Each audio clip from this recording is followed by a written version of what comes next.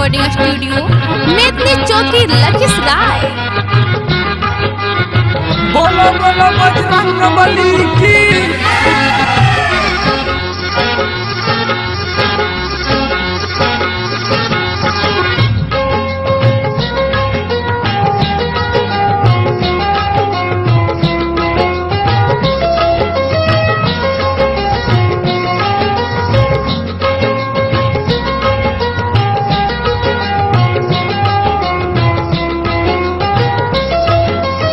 Recording studio Medni चौकी लखीसराय। बोलो बोलो बजरंग बली की।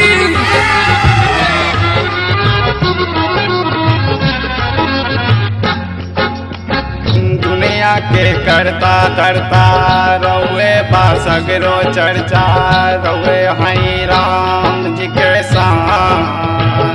जय जय जय हनुमान शक्ति के रउए स्वामी रउआ के ना जानी रउए हई वीर बलवान।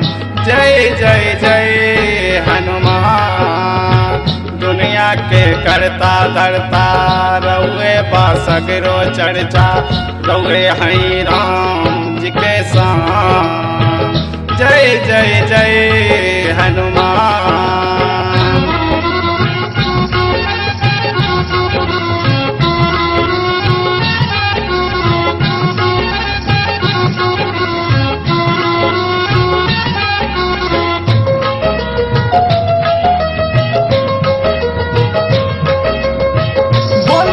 बजरंग बली की।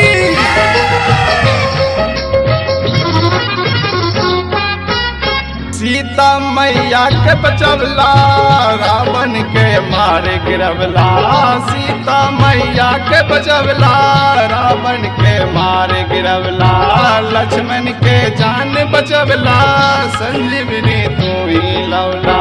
रउए हई राम के प्यारा सीता मैया के दुलारा। रउए हई राम के प्यारा सीता मैया के प्यारा। सगरो गूंजेला नममा पूरा हो जाला नममा दुनिया में बारे बड़ा नाम। जय जय जय हनुमान दुनिया के करता धरता रउए बासगरो चर्चा रउए हई राम जी के शान।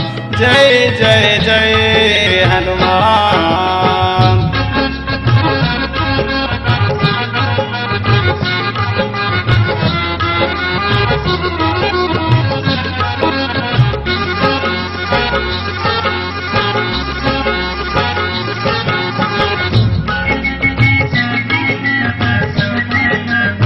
बोलो बोलो बजरंग बली की। लंका में आग लगवनी राक्षस के मार गिरवनी। लंका में आग लगवनी राक्षस के मार गिरवनी। गा के कहेल बाबाजी अलगे पहचान बनौनी। गा के कहेल बाबाजी अलगे पहचान बनौनी। लिखेला सिक्को रउआ बड़का पहाड़ लवनी। रउआ के बात निराला मुश्किल आसान हो जाला रउए में बसल बापरा। जय जय जय हनुमान दुनिया के करता धरता रउए बासगरो चर्चा रउए हई राम जी के शान। जय जय जय